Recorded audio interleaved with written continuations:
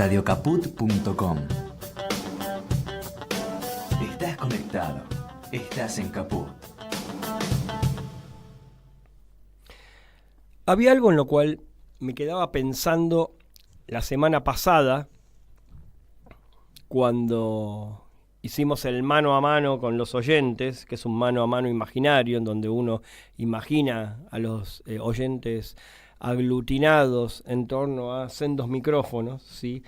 O sea, grupos de oyentes en sus casas como si fueran la idea de lo uno, ¿no?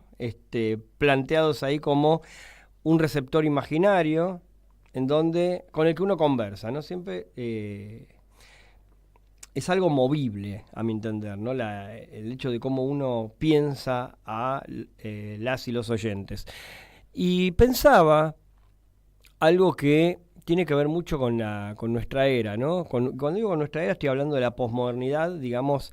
Si quiero delimitar una fecha así muy estrictamente, tengo que decir 1989 en adelante, en lo que sería la caída del muro de Berlín y toda la cultura que trajo aparejada, que no es porque se cae una piedra, viene una cultura, sino que se trata de promover una cultura en donde, lo vamos a decir, o sea, en una frase, pero esto tiene muchas variaciones y muchas posibilidades que inclusive involucran a la imagen, el pensamiento se cancela o intenta cancelarse, ¿sí? Las instancias de pensamiento, las ideas sobre todo de lo múltiple, ¿sí? Que es a lo más enorme que puede aspirar el pensamiento, se cancelan o se intentan cancelar. Con eso estamos lidiando, contra eso estamos batallando, ¿sí? Contra esos molinos de viento, que vienen ganando la partida, pero siempre cuando uno habla de una partida, de una contienda, es porque está en ella, de algún modo, ¿sí? De algún modo estamos en esa lucha, aún perdiendo las batallas, ¿sí?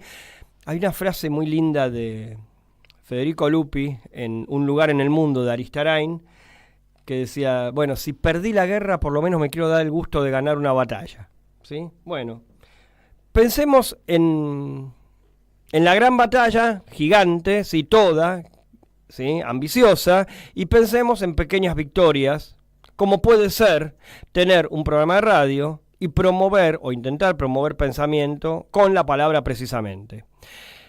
La semana pasada consistió en pensar conceptos básicos con los que el amigo de la casa de siempre, Gilles Deleuze, aunque él no lo sepa, dispara toda su teoría apoyado en otro filósofo, otro gran filósofo, el vitalista Henry Bergson, que tienen que ver con pensar algo que hoy vamos a pensar al aire con nuestro invitado, ya adelanto que hay un invitado, que es la idea de partiendo del concepto de montaje, llegar al hecho de lo cualquiera. Que la semana pasada decíamos que la verdadera revolución que instaura el cine para Deleuze es cuando ya no se trabaja con momentos privilegiados, sino que el fotograma es un instante cualquiera, ¿sí? Y esto está determinado por la perforación de la cinta y la equidistancia entre los agujeros, ¿sí? Bueno, no siendo tan específicos a nivel técnico como esos, vamos a seguir y profundizar esa línea para poder pensar ese gran fuera de campo que siempre tenemos por atrás, que es una pregunta que ni André Bazin ni nadie se puede llegar a terminar de responder, que es ¿qué es el cine?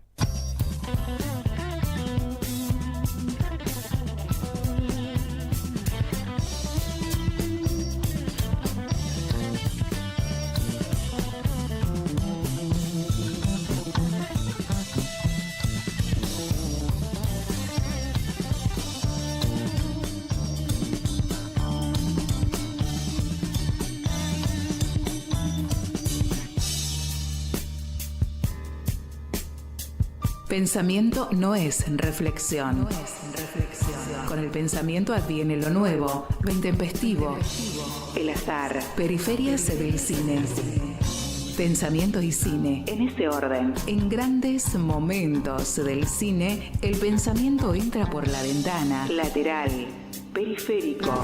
Periferias del cine, en Caput.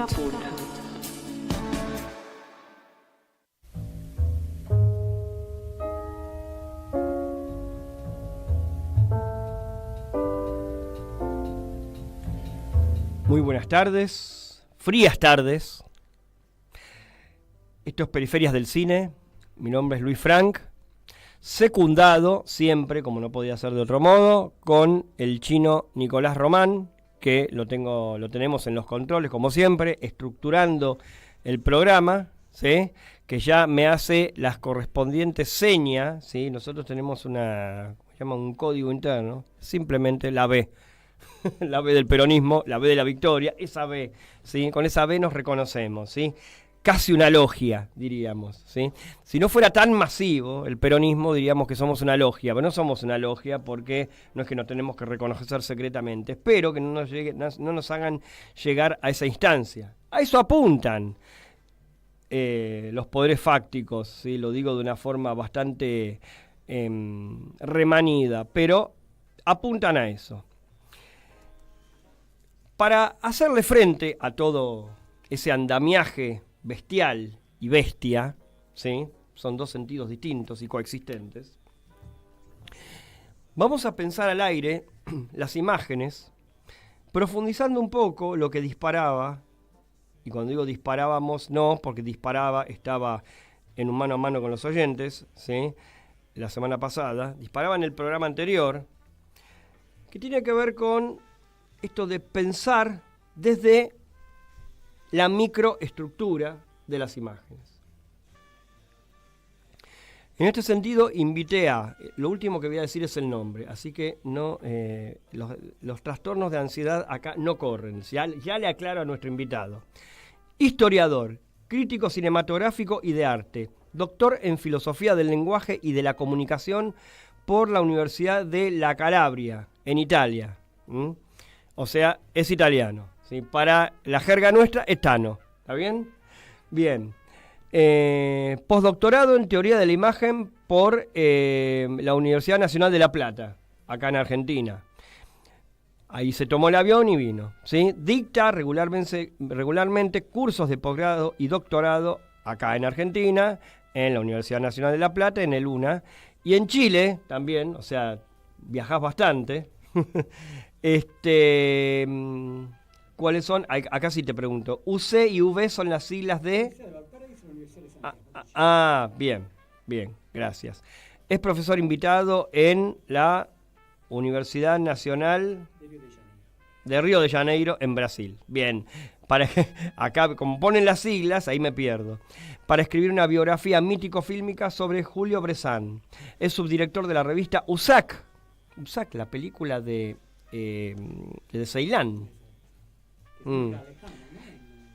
Qué lejano quedó aquel cine de Ceilán, comparándolo con el nuevo Ceilán, ¿no? Qué problema, yo le encuentro un problema, pero bueno, lo podemos tocar de soslayo si querés.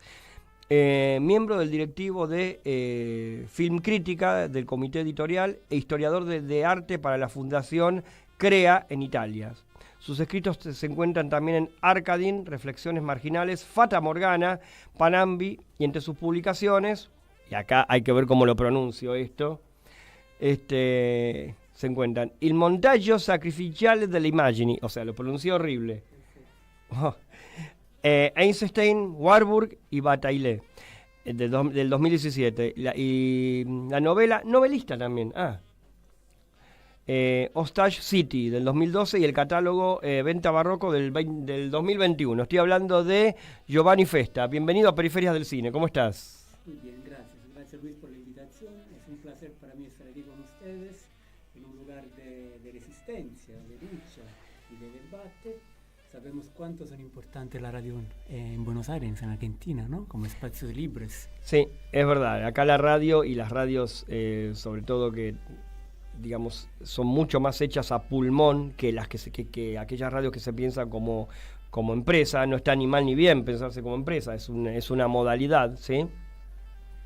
Pero es otra política, se podría decir, ya desde el vamos, ¿sí? Pensarse de estos espacios ya de entrada de resistencia, ¿sí?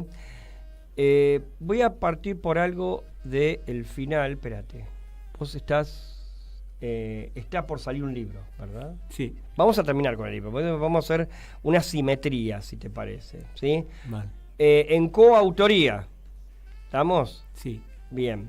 En coautoría, primero con quién, porque esta es otra persona que no nombré, pero... Con Gustavo Celedón Borges, que es un filósofo docente de la Universidad de Valparaíso, un querido amigo, Sí. con el cual hemos hecho este proyecto extraño, questo libro scritto a dos manos que se llama Fotogramas. Fotograma, entre paréntesis, S, como las historias du cinema de Godard, bueno, el mismo criterio de tipográfico. Perfecto, fotogramas, hacia ahí vamos a llegar. Sí. ¿Sí? Hacia ahí vamos a llegar. Para pensar en términos de fotogramas... Ay, perdón, justo me agarró una tos azarosa. Disculpen oyentes, pero fue totalmente azarosa. Me vino en el entre, como pensamos filosóficamente en el cine, ¿no? Ya que hablamos del espacio cualesquiera. ¿Podemos definir, para llegar al fotograma, el montaje? ¿Qué es lo que se pega con el montaje? ¿Sí? Porque hay montaje y montajes, ¿no? Claro. Bueno, antes de todo, ¿no? Explicar a nuestros oyentes qué es el montaje, ¿no? Y a qué sirve, ¿no? Utilizando, ¿no? un conceptos generales que después, si quieres, profundizamos más. O sea, el montaje es aquella, ¿cómo se puede decir? Quella capacidad soberana de crear vínculos explicativos entre las cosas. Es una facultad que sirve para crear vínculos. ¿Y a qué sirve? Bueno, nosotros estamos rodeados ahora de una serie de imágenes solas, de imágenes inconexas, que nos rodean por doquier. Estamos en la sociedad de las pantallas, de los visores, y entonces el montaje sirve exactamente para detectar esa clase de imágenes, para trabajar sobre esa clase de imágenes, trabajar en un sentido casi psicoanalítico, ¿no? Sin llegar al cine todavía, nosotros hacemos automáticamente, decís vos, en el orden de lo mental, nuestro propio montaje, ¿verdad? Claro, porque el montaje no pertenece solamente al fajo de narraciones que el cine produce, sino es algo interno. Obviamente, nosotros producimos montajes, o tendríamos que producirlos. El problema es que ante las imágenes solas y las imágenes inconexas no lo producimos, sino estamos envolvidos pasivamente ante esas imágenes. Por ejemplo, cuando hacemos scrolling con el celular, ahí no producimos montaje. No. Simplemente estamos pasivamente inhibidos ante una secuencia de imágenes inconexas y solas. Se podría decir que cuando hacemos, ¿cómo se llama el movimiento? Scrolleo, ¿no? ¿Cómo se llama? Acercate al micrófono, pues. Scrolleo. Ese scrolleo, ¿sí? Eso yo lo puedo pensar si quiero como un entre, ¿sí? Porque está la búsqueda del fotograma siguiente o de la imagen siguiente. Una imagen que se abandonó, busco la siguiente, la encontré, ¿sí? Esa búsqueda no tiene una materialidad propia, es un nervio.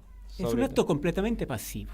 Es un acto pasivo, en ese sentido que queda, digamos, aislado y sujeto, no es producción de nada. Exactamente. ¿Sí? Exactamente. Entonces, es una instancia que busca un montaje, a mi entender, con lo siguiente. O sea, nosotros tendríamos que intentar un montaje ante esas imágenes que son solas e inconexas. Son solas porque no hay un pensamiento que los acompañe. El pensamiento no es una interpretación, ¿no? El pensamiento Nunca. crítico es siempre en contra de la interpretación. Exacto. Son imágenes inconexas porque son desvinculadas. Cada una va por su lado, ¿no? Por eso tendríamos que empezar, ¿no?, a pensar cómo montar esas imágenes. Y aparte pensar, decime si estamos yendo correctamente, pues yo lo pienso siempre desde este lugar, ¿no? Siempre estamos hablando de algún modo de percepciones, y en el cine se trata mucho más de percepciones que de narraciones, por ejemplo.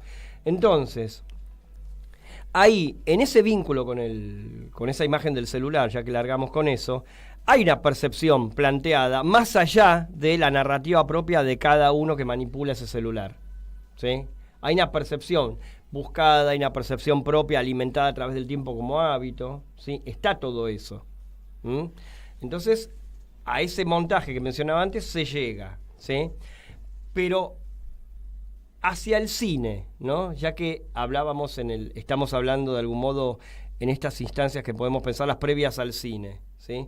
¿Cómo llegamos a la idea del montaje en el cine? Bueno, esa cosa de percepción y pensamiento es interesante porque es una relación de Simone Weil muy bella relación que podríamos trasladar al montaje de las imágenes. Ella dice que la percepción, a partir de una cierta complicación, está en apuro si no llega el razonamiento en socorro. Si nosotros sustituimos la palabra percepción con la palabra imagen y la palabra razonamiento con la palabra pensamiento, la frase es muy clara. O sea, la imagen, a partir de una cierta complicación, entra en apuro si no llega el pensamiento a socorrerla. O sea, la imagen necesita de un pensamiento que la critique, porque si no se queda sola, y el peligro es la imagen sola. La imagen sola, que la imagen vehiculada, que atraída y utilizada por el poder. El poder se nutre, se alimenta de esas imágenes solas. Y ahí la imagen, que quedan inconexas. Claro, y lo que más suele capturar a esa imagen, si queda sola, es lo cognitivo, ¿sí? Lo que entra, digamos, por los sentidos, mucho más expeditivamente, ¿sí? Antes, ¿sí? Entonces, hay que detener ese impulso, ¿sí? Y plantear formas de percepción, que lo podemos pensar como modos de montaje, ¿no? También, ¿no? En donde eso no se active, que esa percepción cognitiva, que le decimos a los oyentes, es la más habitual, aunque no la llamemos así, que existe en el cine. La mayoría de las películas con las que nos hemos criado, ¿sí? El cine de salas, se apoya en esa percepción de índole cognitiva, ¿sí? Apoyada en la lógica causa-efecto. Entonces, ¿cómo propone un nuevo montaje? ¿Sí? ¿Desde qué lugar? Es que hay una grande modalidad de tipologías distintas de montaje. El montaje tiene esa capacidad de modificarse, ¿no? A según del contexto histórico, social, del espíritu de la época, por así decirlo. Y además el montaje tiene esa característica, o sea, posee dos caras. Una tendida hacia el pasado, el pensamiento arcaico. Eisenstein ha escrito un libro que se llama Method, su último libro, que vincula el montaje como proceso de pensamiento al pensamiento tradicional o arcaico. ¿Repetís el nombre del texto? Method. Method.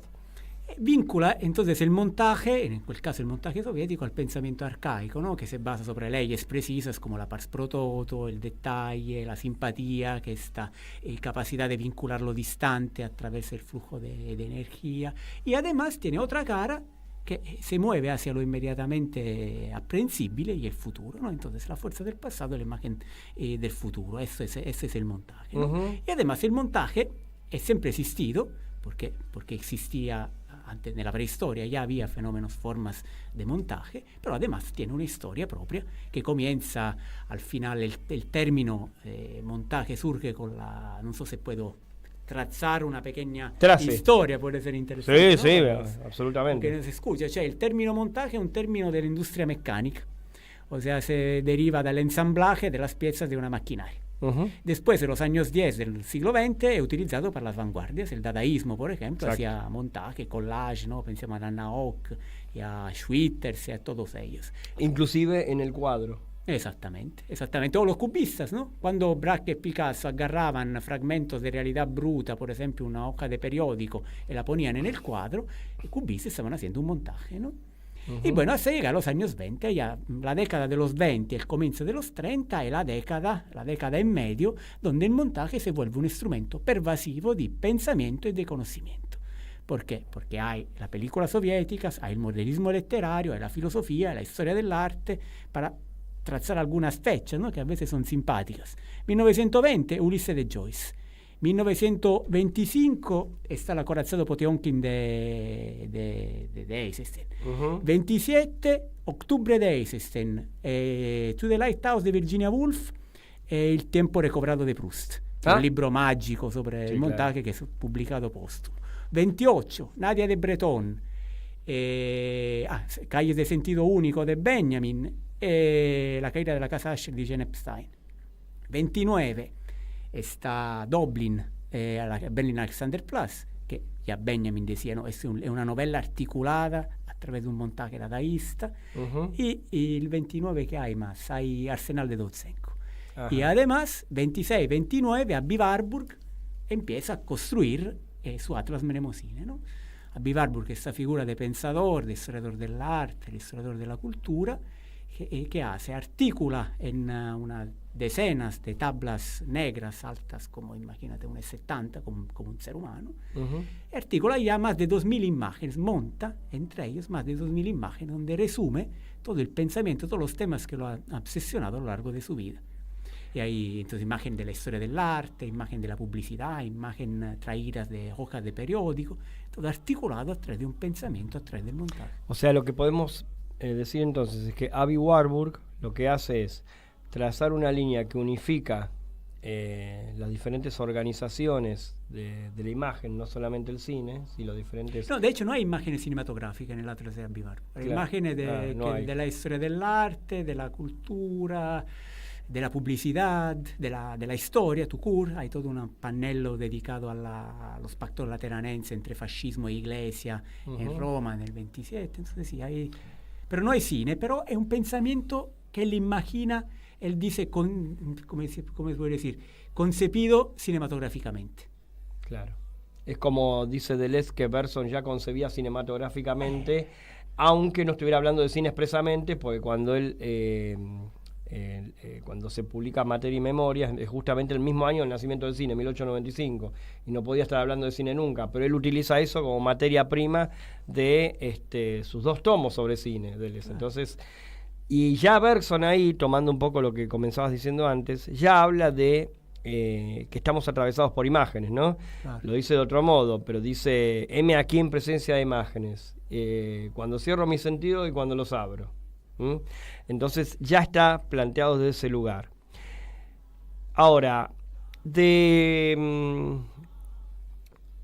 por ejemplo, el Ulises de Joyce, ¿no? Es ese montaje planteado literariamente, ¿no? Que en términos deleuzianos podríamos decir que es trabaja todo el tiempo el falso montaje, las potencias de lo falso. Sí, también sí. Hay este elemento en Joyce, seguramente. Hay el entre también, ¿no? El entre, todas estas cuestiones, no todo lo que está en el medio. Sí, sí, desde ese comienzo en el acorazado hasta llegar a Arsenal de Dovzhenko, que vos... ¿Por qué vos mencionás en el 29 y es una de las últimas referencias que tenés? Se podría continuar. Se podría continuar, pero me interesa esa bisagra porque todavía no llegamos al sonoro, al cine sonoro. Eso es muy interesante. ¿Sí? Entonces, cuando vos no llegás al cine sonoro, te tenés que centrar mucho más en la imagen, ¿sí? Exacto. Mucho más en lo visual. Lo sonoro es como de que de algún modo... Pienso en espectadores que lo construyen, si uno lo piensa en ese espectador contemporáneo, ¿no? Por eso se necesitó mucho, se planteaba como necesidad, aunque no fuera una necesidad en sí, el hecho de, por ejemplo, el organista o el pianista mientras se proyectaba el material, ¿sí? Pero en todo ese periodo, tanto en Dovzhenko, pienso en los soviéticos, ¿no? Como en Eisenstein, encuentro como una pugna entre montaje y la imagen propia, por ser autónoma, ¿sí? Plano, es muy no estaba, sí.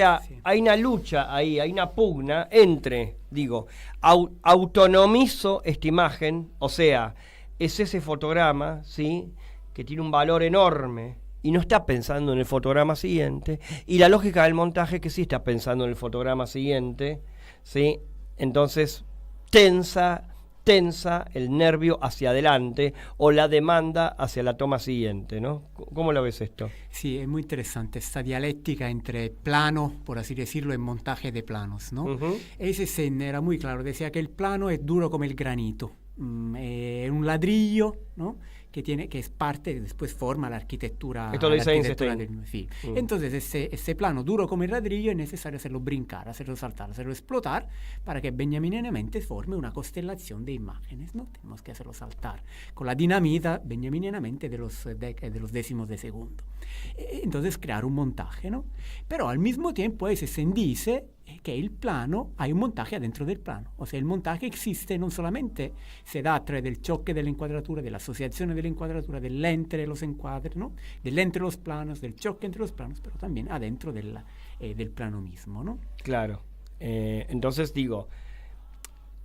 en Eisenstein uno ve eso, en los soviéticos uno ve eso, ¿sí? Claro. Porque hay un sentido pictórico mucho más fuerte o más potente, se podría decir que tiene más activación ahí el hecho de la pintura, ¿sí? Y algo muy interesante que inclusive dice Deleuze en un texto en sus clases sobre Spinoza, cuando habla de los pintores del medioevo, que dice, sí, ellos tenían la obligación, no lo dice de esta forma, pero lo digo yo de este modo, ¿no? Tenían el arma en la cabeza puesta de que tenían que ser, esas temáticas religiosas, ¿sí? La figura de Cristo, ¿sí? Todo lo que en el medioevo era impuesto, y cuando digo impuesto es con todo el peso que tiene la palabra, culturalmente, ¿no? Las imágenes tenían que ser eso, ¿sí? Pero Deleuze dice, hay algo ahí en esa pintura que es todo lo contrario. Todo lo que esa pintura tiene para aportar es especialmente ateo, que no tiene que ver con lo religioso. Ese no lo dice así, lo digo yo así, ¿no? Es ese valor, esa potencia, ese peso de la imagen, que es propio, que no es religioso, ¿sí? Lo religioso se podría decir, es el cuentito de esa imagen, ¿no? Pero eso que está puesto ahí, ¿sí? Va por otro lado. ¿Sí? Va por otro lado. Eso lo dice pensando en la pintura del medioevo. Entonces digo, llevándolo al cine, uno puede abstraer cualquier imagen, ¿sí?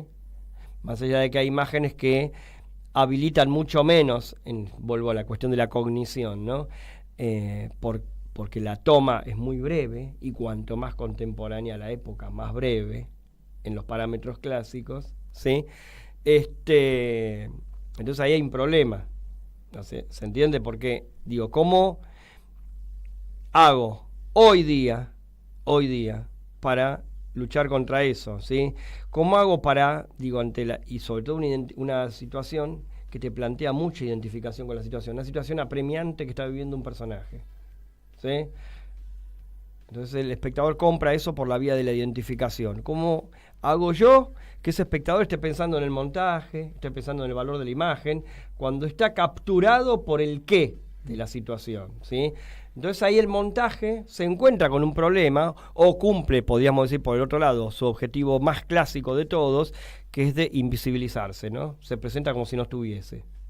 Sí, aquí está planteando un gran número de cuestiones juntas. Todo junto, te tiré todo el... Bueno, empezá por donde quieras, tenemos tiempo. Sí, bueno, el asunto que ante una película hay siempre dos, ¿no? Decía Raúl Ruiz. La película que se ve, la película de que los grandes cineastas. Exactamente. La película que nadie ve, la película que nosotros proyectamos en nuestra cabeza. Uh-huh. Simultáneamente. Entonces, en la película que nadie ve, que vemos nosotros, que es proyectada en nuestra cabeza, es como si cuando vamos al cine o vemos una película teníamos dos proyectores, uno que está desde atrás y mueve hacia adelante, proyecta el fajo de luz y las imágenes hacia adelante.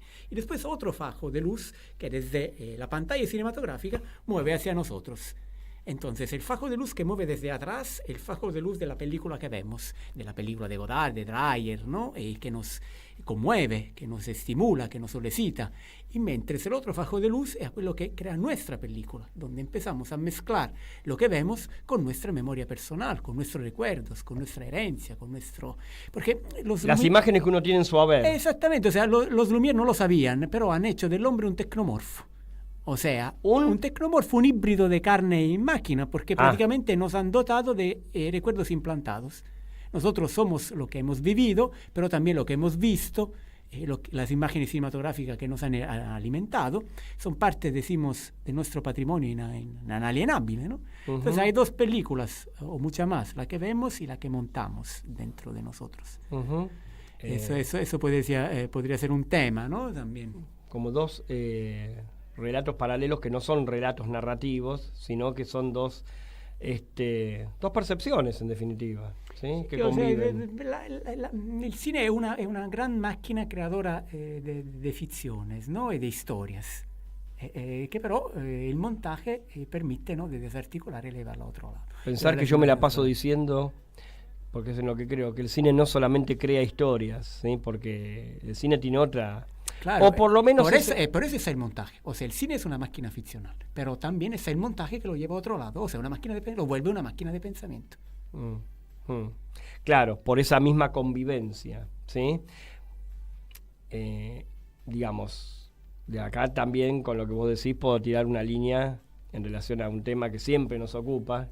O sea, más allá de que no nos conocíamos directamente antes, pero no me cabe duda de que estás pensando en esto también, de cómo llega el cine, por qué el cine se decide en términos generales por las historias, ¿no? Podría haber tomado cualquier otro camino. Es lo que dice Godard. Es lo que dice Godard, se lo plantea en las historias du cinéma, que no en vano, digamos, con toda la inquietud termina, y así como es toda la etapa ensayística de Godard, con un aire melancólico inclusive, ¿no? ¿Cómo lo podemos pensar eso? Sí, el cine ha elegido contar historias, mientras hubiera podido hacer toda otra cosa, ¿no? Podría ser una máquina de pensamiento. En temas, ¿por qué? ¿Por qué se decidió por eso? Bueno, es que en realidad no todo cine cuenta historias, ¿no? Eso es lo que decía él antes. se refiere a la máquina de la muerte, a la máquina Hollywood, ¿no? Que la llama también maquinaria de la muerte. El MRI, exacto. el modo de representación institucional, según el teórico Noel Burge. Exacto, pero hay otro cine, ¿no? Que nos relatan otros discursos, ¿no? Que son verdaderas maquinarias de pensamiento. Así es. Cuando Deleuze traza las categorías del cine moderno, que empieza a decir, bueno, acá hay algo que se abstrae, porque empieza a aparecer un personaje obnubilado, un personaje que ya no puede pensarse a sí mismo, ¿sí? Que lo llama el vidente. El vidente, sí. ¿Sí? El personaje que no puede responder al mundo, ¿sí? Entonces empieza ahí la posibilidad de lo múltiple. Sí, surge con el cine neorealista, según Deleuze, con la de las dos guerras, con la Segunda Guerra Mundial. Totalmente. Yo digo lo siguiente, a ver qué pensás vos. Más allá de que él traza la línea ahí, o sea, el punto de partida en el neorrealismo, en las vanguardias ya estaba el antecedente de todo eso. Sí, la imagen-movimiento y la imagen-tiempo, hay antecedentes de la imagen-tiempo y la imagen-movimiento continuamente. Por eso, que es como que la imagen-tiempo se está preanunciando, claro, de algún modo antes, ¿no? Claro. El mismo vidente. Añicos de Lupupic, no sé si la tenés presente. ¿Cuál de Lupupic? Sí, Añicos, una película que acá se la conoció como Añicos. Ahora la buscamos. Lupupic, que hizo con la cosa maravillosa que conoce el tren. Esa misma. ¿Cómo se llama? La batalla, El movimiento. Añicos. Es una película maravillosa. Esa. Bueno, ahí ya hay algo también. Claro. Ahí ya hay algo, ¿sí? Scharten se llama. No, Sherben, dice acá. Sherben. Sí, película de 1921. Exacto. Película de de 1921. Me gusta mucho esa. Sí, esa película es fantástica. Esa película es fantástica. Ahí ya hay algo. O sea, uno encuentra. Hay algo. Inclusive en el cine clásico argentino, hay varios autores que utilizan muchos aspectos de la vanguardia, por ejemplo, para crear estados de obnubilación de un personaje o de pesadilla, ¿sí? Formas de la vanguardia, ¿sí? Por ejemplo, un rostro girando, ¿sí? En el mismo cuadro, por ejemplo. Hay autores como Carlos Hugo Christensen que lo usan. Entonces, digo, eso está en el clasicismo también. Entonces, vuelvo a esto que dice Deleuze, en esto que te comentaba antes. Hay algo ahí, más allá del relato, ¿sí? Que te impone, sí, tenés que contar un cuentito, sí, pero ahí se está moviendo otra cosa. Descansamos un poco con Nick Cave, con la ayuda del Chino. ¿Cómo la ves, Chino? Bueno, Nick Cave, por favor.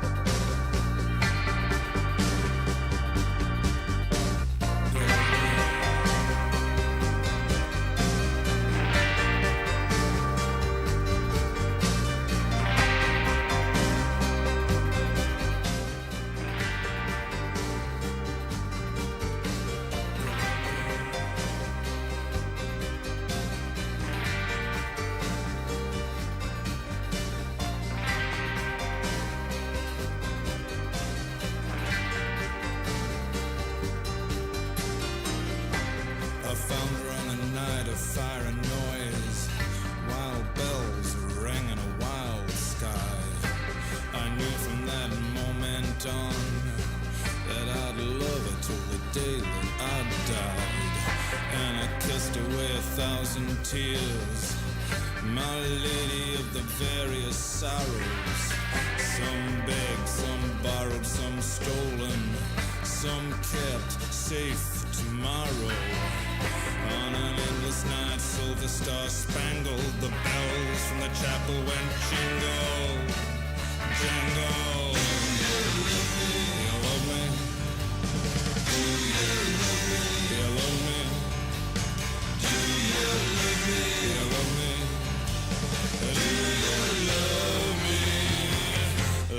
like I love you.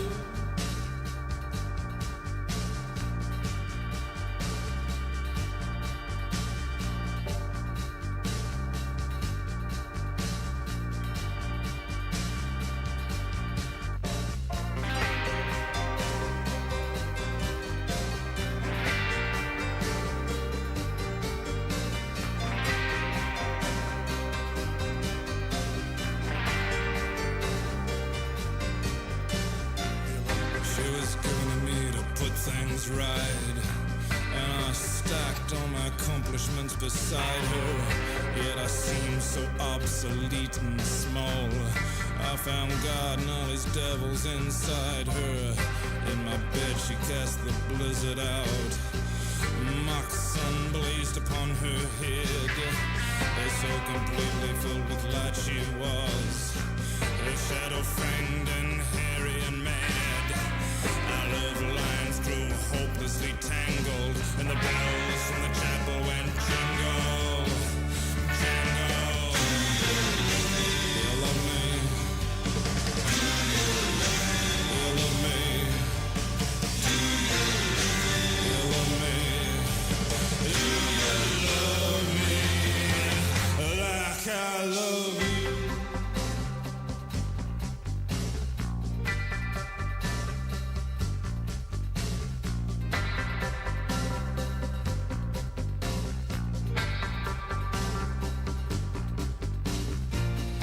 She had a heart full of love and devotion.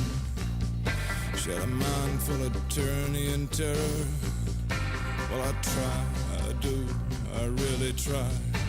But I just err, baby, I do err. So come find me, my darling one. I'm down, grounds, the very dregs. Here she comes, blocking the sun. Blood running down the inside of her legs. The moon in the sky is battered and mangled, and the bells in the chapel door jingle, jangle, jingle, jangle, jingle, jangle, jingle, jingle. Love me. Love me. Love me. Love me like I love you.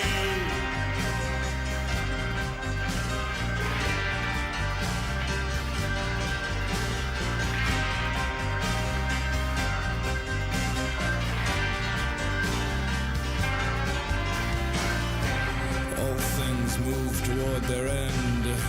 I knew before I met her that I would lose her.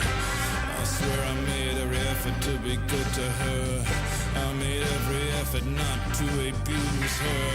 Crazy bracelets on her wrists and her ankles, and the bells in the chapel go jingle, jingle. You love me. You love me. You love me. You love me like I love. Pregunta. Le estamos preguntando a Giovanni Festa, nuestro invitado de hoy, porque me quedé medio pasmado. A lo mejor yo lo pienso un poco en forma lineal, ¿sí? Por eso nos venía bien un poco de descansar con Nick Cave, pero bueno, hablamos un poquitito en el entremés, como diría Cervantes.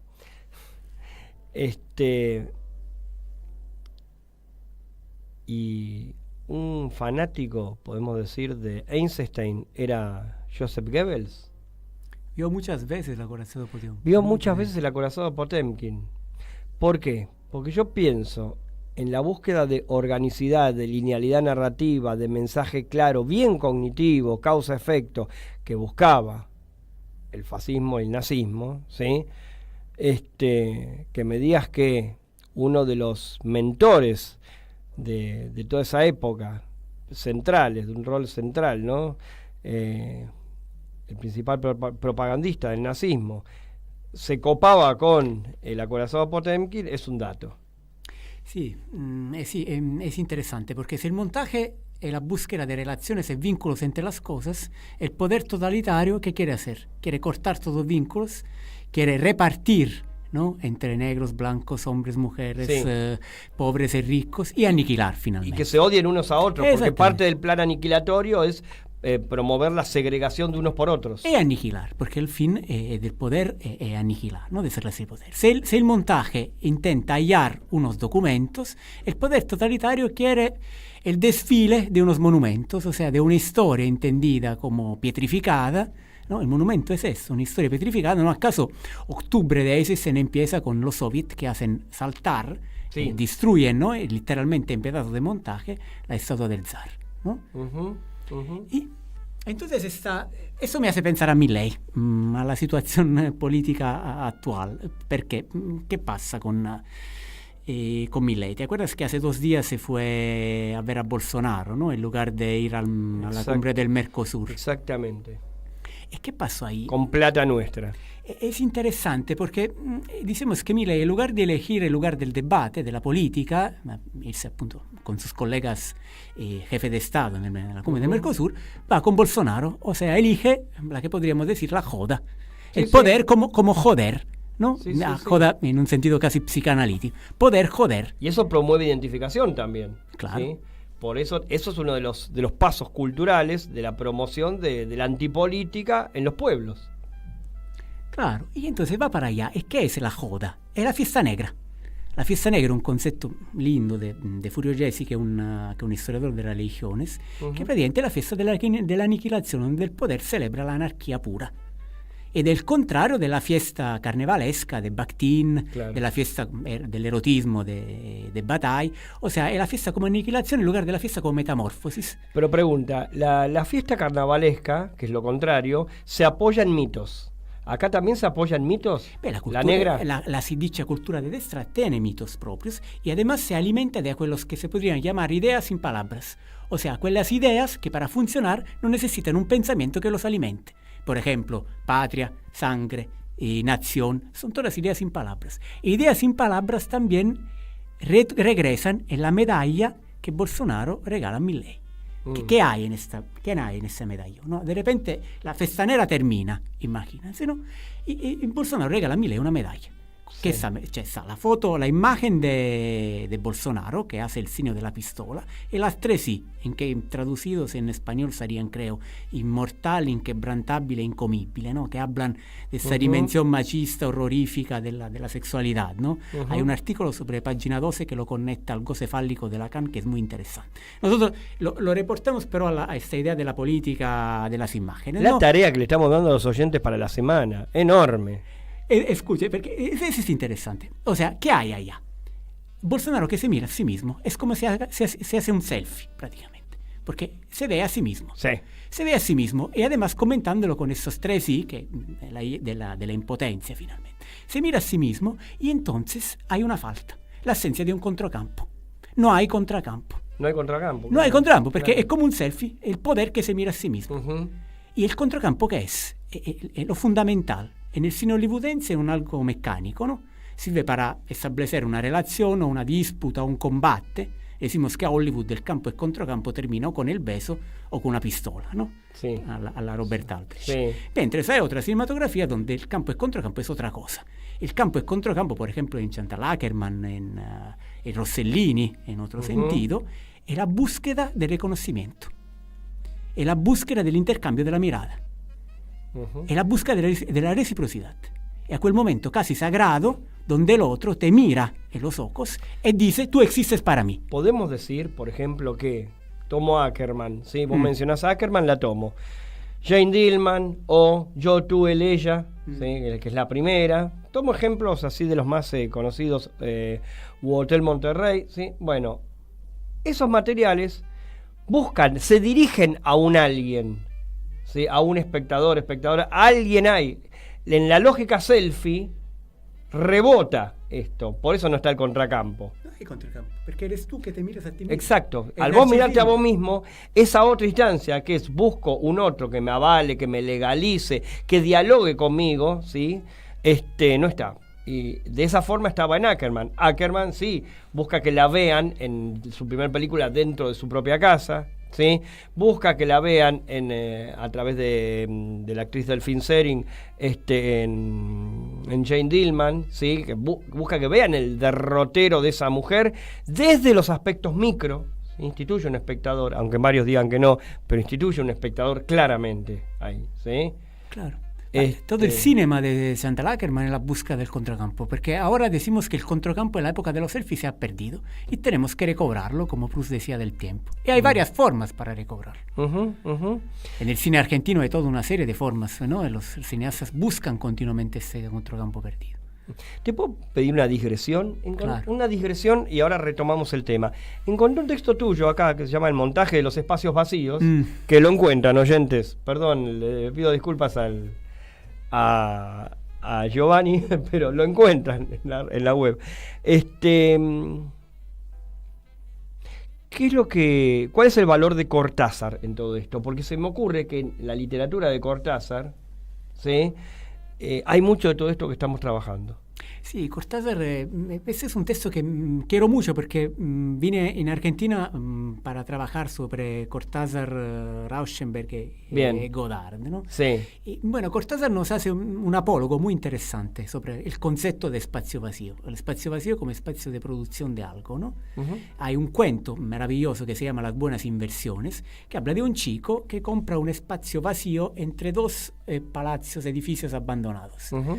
Muy pequeño, 1 metro cuadro. Se sienta allá y lo utiliza solamente para no hacer nada, para leer.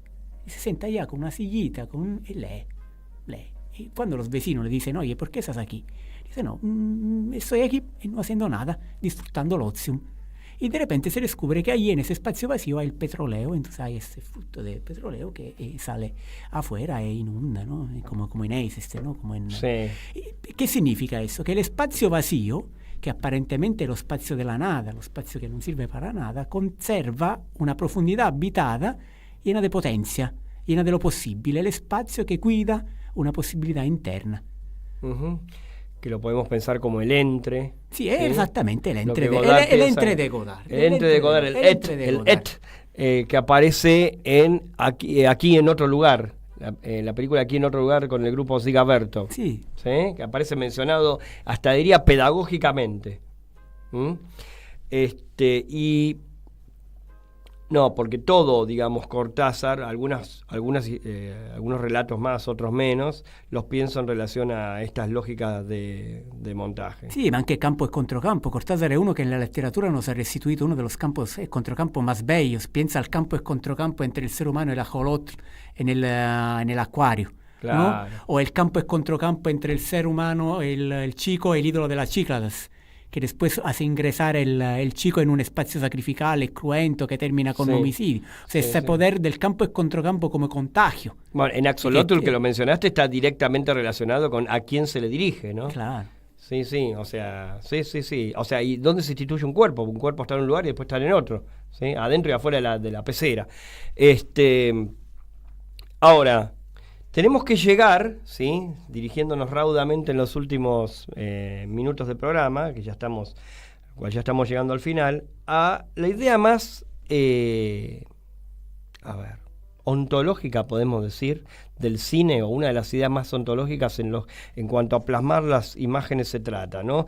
Hablamos de montaje, pero el montaje es entre una cosa y otra, ¿sí? Entonces tenemos que ir al concepto de fotograma. Sí, que es también el argumento del libro mío y de Gustavo, que se llama Fotogramas. Fotogramas, y que presentamos el sábado que viene en la Biblioteca Giraldes. Entonces, si quieren venir, están invitados, vamos a presentar el libro. Bien, o sea, ustedes hagan esto, van 18. A la presentación a las 18, que es el horario periférico del cine, pero van con auriculares. Exacto. Escuchan el programa mientras, o lo ven de costado, de coté, en el celular, mientras escuchan la disertación en relación al texto. Entonces, estábamos en... Bueno, ¿qué es el fotograma? ¿No? Por lo menos, como lo hemos entendido yo y Gustavo. ¿Qué es el fotograma? Bueno, hay una... No sé si tengo tiempo, porque mientras venía para acá en el camión, estaba leyendo Canetti, ¿no? Y Canetti hacía la diferencia entre un instante exhaustivo y un instante inocente. Se nosotros sustituimos la palabra instante con la palabra fotogramma, vemos que el fotogramma exhaustivo es el fotogramma que está directamente vinculado a la historia, ¿no? No se puede arrancar de la historia de la cual hace parte, no? Mentre l'istante innocente, il fotogramma innocente, è quello, dice Canetti, disseminato. Disseminato, o sea, ese instante inocente vinculado, no tiene la necesidad del fotograma siguiente. Exactamente. Es independiente. Y no solamente eso, dice que después esos instantes inocentes se juntan todos en una imagen verdadera y única y profunda. Entonces nos da la idea del fotogramma no come algo que es abstraído simplemente una parte de una totalidad, sino come algo denso, algo que es como una sobreestructura, como un conjunto de cosas, como una unión de cosas, como una imagen condensada. Nosotros creímos, ¿no?, en esa capacidad del fotograma como imagen condensada, donde hay todo. Hay historia personal, historia colectiva, recuerdos, añoranzas, problemas. El fotograma es un núcleo problemático para nosotros. Es interesante pensarlo como núcleo problemático, ¿sí? Porque más allá de también nos estimula, ¿no? Es inocente y es un núcleo problemático. Me anoté una frasecita recortada del texto, que es un texto tuyo en coautoría con Gustavo Celedón Borges, lo volvemos a mencionar. Dice, nuestros fotogramas son planos que han logrado una independencia relativa. Que es un poco el resumen de lo que acabas de decir. Sí, es una bella cosa que dice Gustavo, claro, porque además son desvinculados de la narración de la cual hacen parte, pero muchas veces se alimentan también de esta narración. O sea, por ejemplo, hay un fotograma de... Bien. No, sí. Y por ejemplo, hay un fotograma de Prividera y nosotros lo utilizamos para hablar de la novela de Borges que nunca escribió. O sea, vamos por otro lado. Sí. O sea, un fotograma tiene siempre la posibilidad de lo múltiple. De llevarnos a otro lado. Anzi, el fotograma tiene que llevarnos a otro lado. Claramente, sí. Giovanni Festa, muchísimas gracias. A ustedes. ¿Y la pasaste bien? Genial. Bueno, entonces estás condenado a venir otra vez. Muchísimas gracias. Voy a aprovechar.